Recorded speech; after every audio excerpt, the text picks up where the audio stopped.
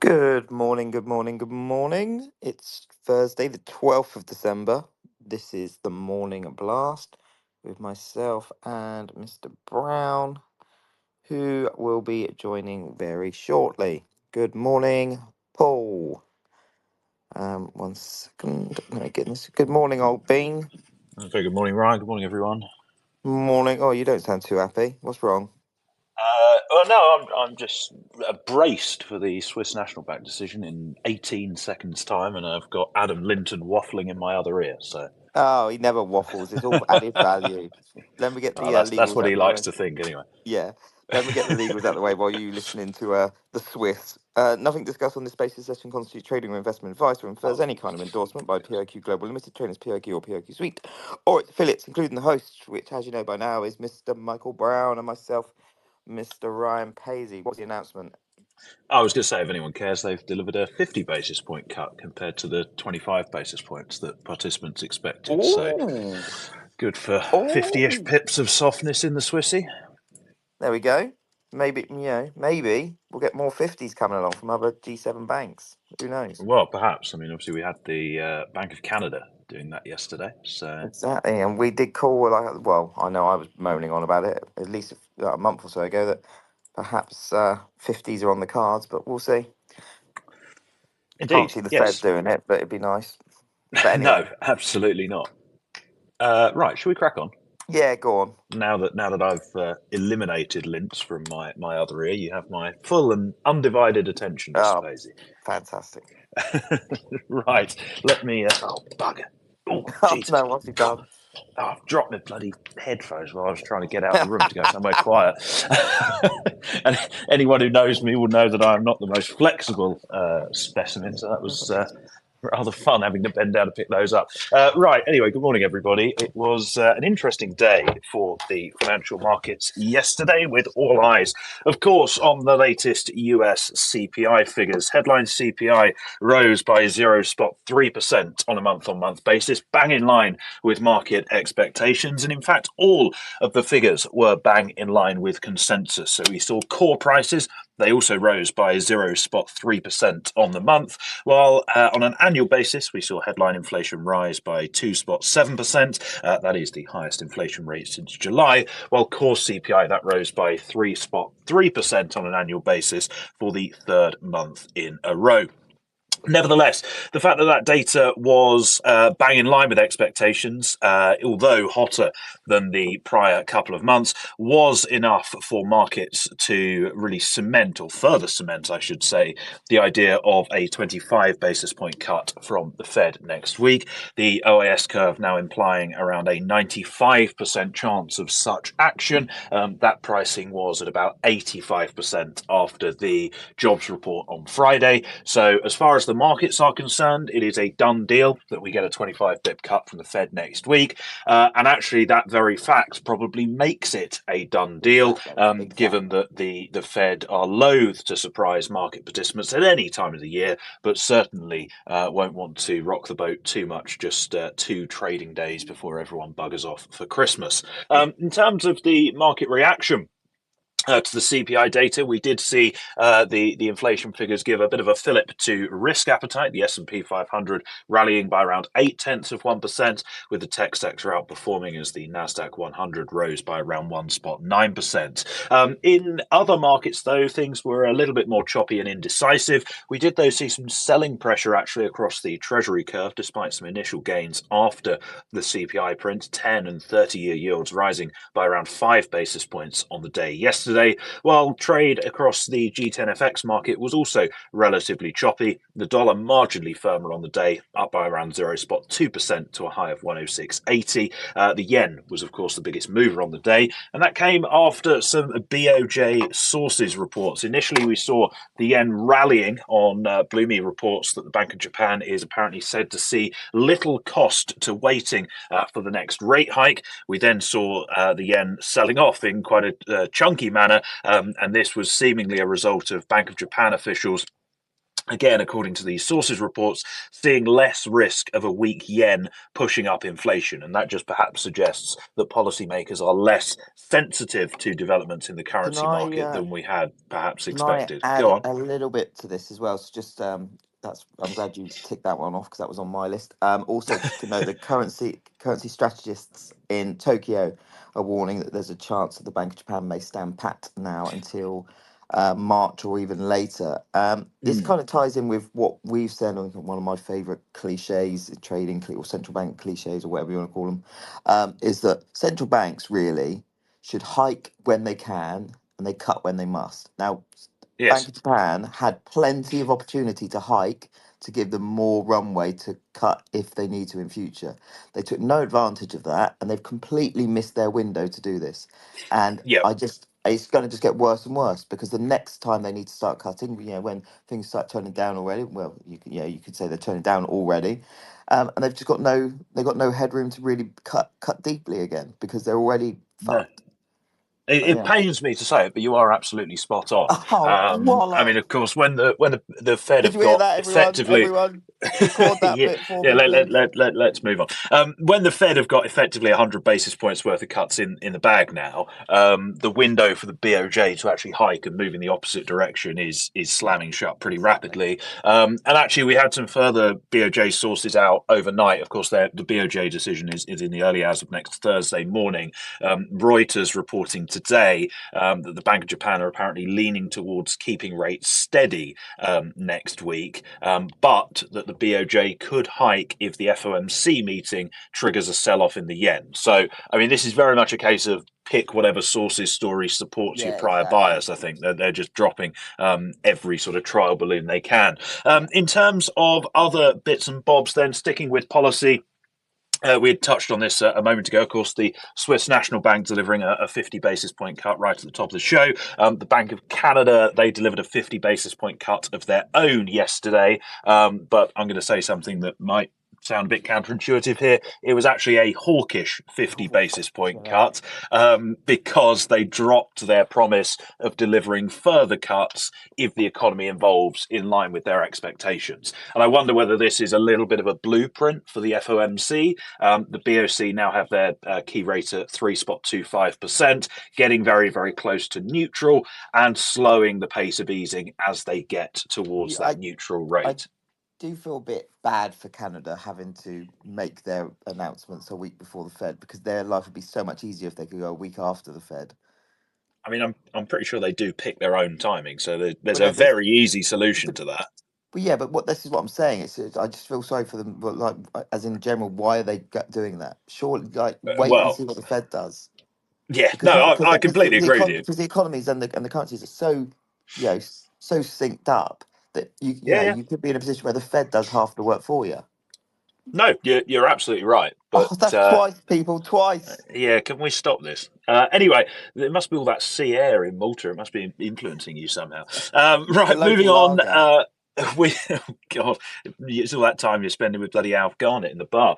Yeah, Um, I got to go pay him for some beers. Actually, fuck. Oh God! Right, moving on from that, we heard from OPEC yesterday. They released their monthly oil market report. They made another cut to 2024 demand forecast. This is actually the fifth straight cut. They now see global demand at just 1.6 million barrels per day. That is down a whopping 27% from the initial forecast that they made in July. And of course, that comes after OPEC Plus delayed their planned output hikes until April at That's their meeting last week. 2025 cut as well. Yes, indeed, you're absolutely right. But despite that, we did see WTI rally about 3% yesterday and trading back above $70 a barrel. So perhaps a case of things aren't quite as bad as expected. Moving on, a few bits and bobs in terms of trade. President Biden, remember him, he is apparently going to hit imports of Chinese clean tech products with more tariffs. This is to try and protect US manufacturing. 25% levy on imports of tungsten products. I've got no idea what any of this stuff is, to be That's completely what they honest with use you, in so I won't read the rest of darts, it out. isn't it? Well, that's what I thought, but maybe the Yank version of Phil the Power Taylor is going to be crying into his pillow tonight. But this does seem like a policy straight out of Trump's playbook, so I'm not entirely sure why Biden's delivering that, but time will tell. We also have reports from Apple yesterday. Firstly, they have gone live with their AI influenced version of Siri. Siri is completely useless, so hopefully that makes it a little bit better. There was also reports that Apple are now working with Broadcom to actually develop their own AI chip. And of course, Broadcom report earnings after the market closed today.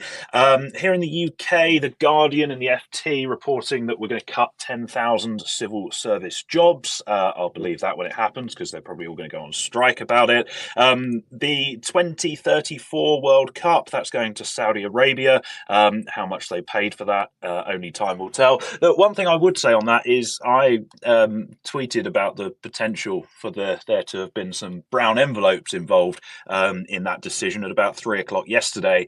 And my mentions since have just been flooded with Twitter robots from Saudi Arabia. So that's clearly a growth industry over there. You still doing your pieces for Bloomberg Arabia?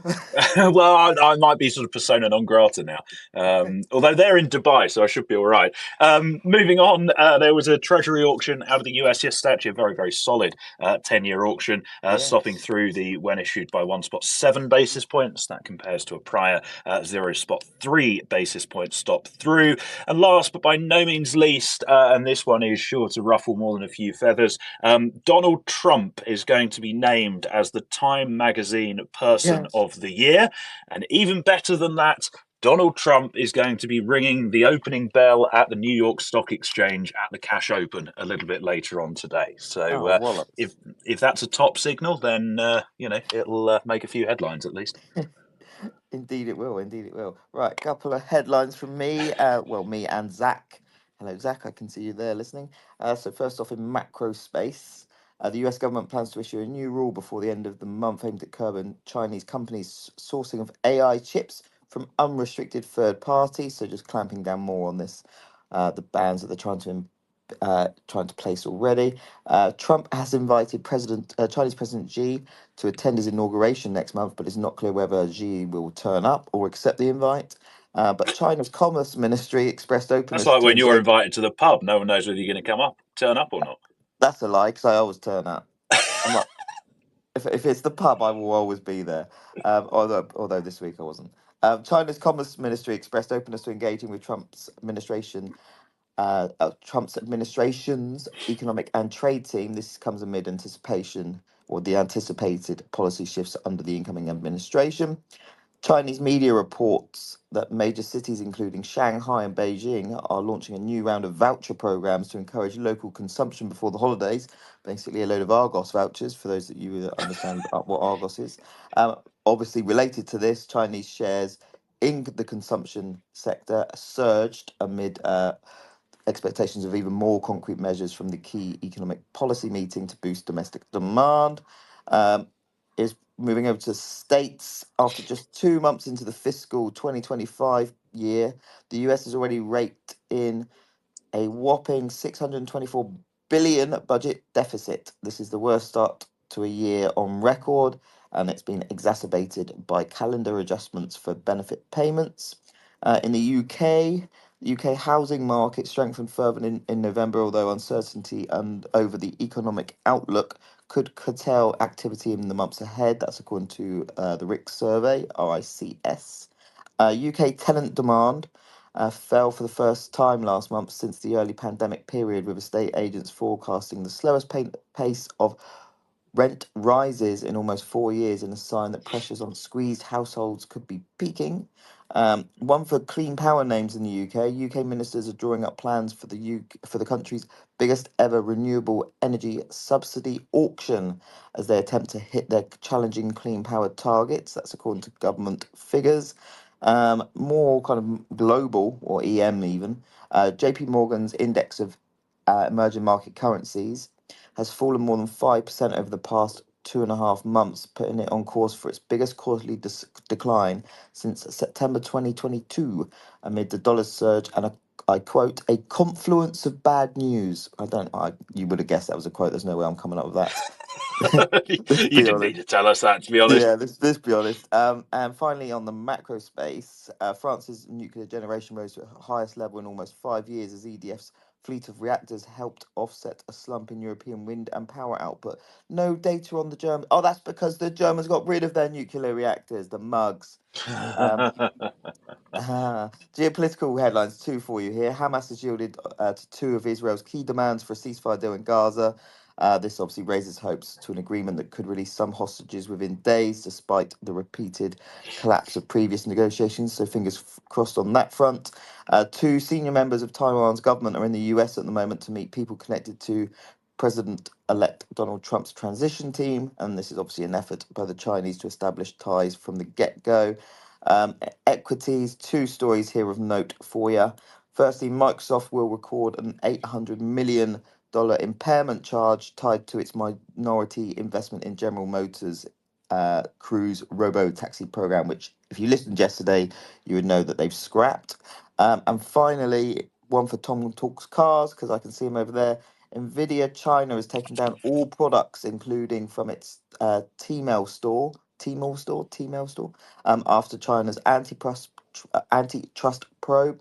However, GPUs are still available on third-party stores. And there you go.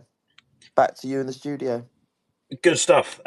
Whether Tom Talks Cars paid attention to that or not, only he will Probably know not. because he's Probably probably not. too busy posting pictures of bloody Dubai still. Moving on, of course, to today, we've already had a policy decision from the Swiss National Bank this morning, and it is, of course, ECB day. So all eyes Woo. on the folk over in Frankfurt a little bit later on this afternoon. Expectations are firmly in favour of a 25 basis point cut from the ECB. That would, of course, take the deposit rate to 3% and be the ECB's third consecutive cut and fourth 25 basis point cut this year. The guidance accompanying that policy decision is likely to be broadly unchanged from that issued after the October meeting. As such, we are likely to see the Governing Council reiterate their data-dependent and meeting-by-meeting approach to policy decisions, while again refusing to pre-commit to any particular predetermined course of policy.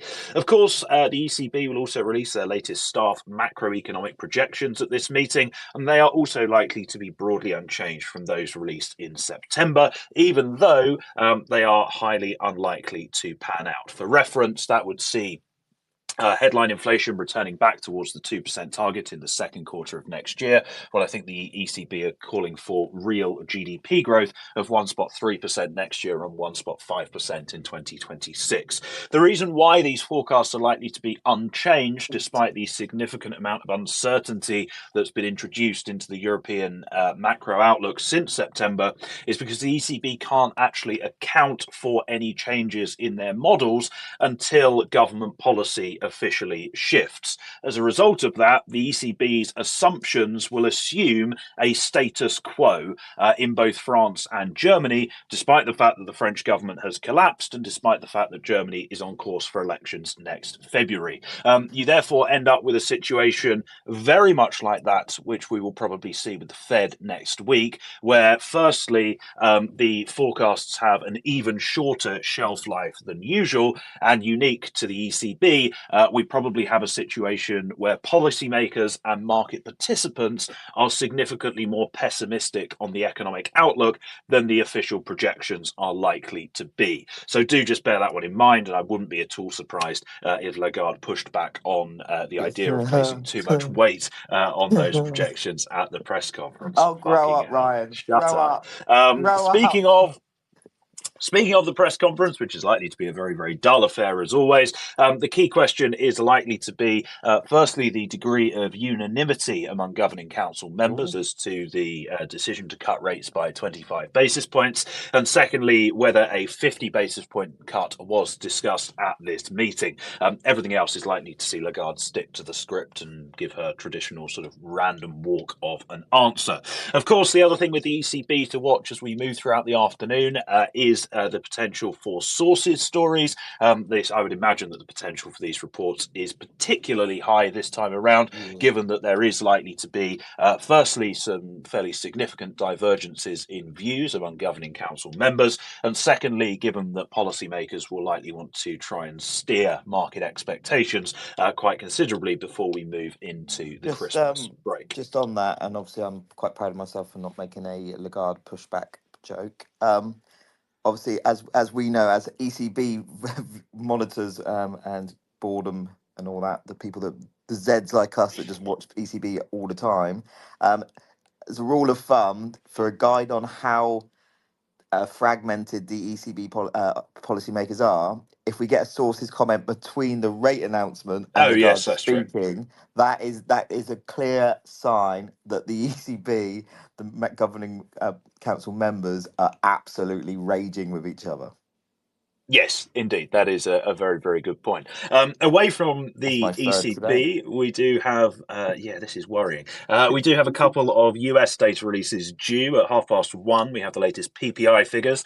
Factory gate prices seem rising by 2.6% in an annual basis in November compared to the prior 2.4%. Given that we had CPI yesterday, cementing the case for a December cut, I can't see this being too much of a market mover. The same goes for the weekly jobless claims data, also due at 1:30. Neither the initial nor the continuing claims print coincides with the December non-farm payrolls survey week. In terms of other things to focus on today, we do have supply from the United States, a 30-year auction that is due at 6 o'clock this evening. Of course, we will also hear from ECB President Lagarde at the press conference, as well as Vice President de Guindos, who tends to just sort of stand there and nod and doesn't actually say anything. SMB Chair Schlegel, he will also be kicking off his post-meeting press conference in around 10 minutes' time. And lastly, on the earnings docket, as I alluded to earlier on, there's nothing of interest before the market open, but after the close this evening, we do hear from Broadcom and also from Costco as well. And that is your lot for this morning. No, no, it's not. One Oh extra no! headline because it shits on Germany, and I'm never going to pass up Oh this god! opportunity.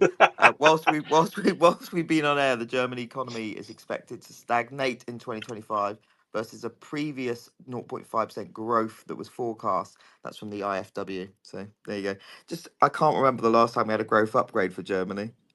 Well, I was going to say stagnation if they're lucky. I think. Yes, yeah, yeah. I think we'll see that get the. I think we'll get see that. Sorry, I'll start again. I think we'll see that get revised lower again.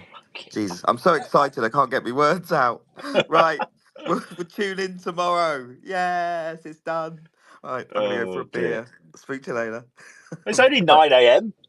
Well, it's nearly 10 a.m. here. Not this much better, but No. right. can See you we can we later. stage an intervention? I'm not coming Bye back. bye. Bye bye.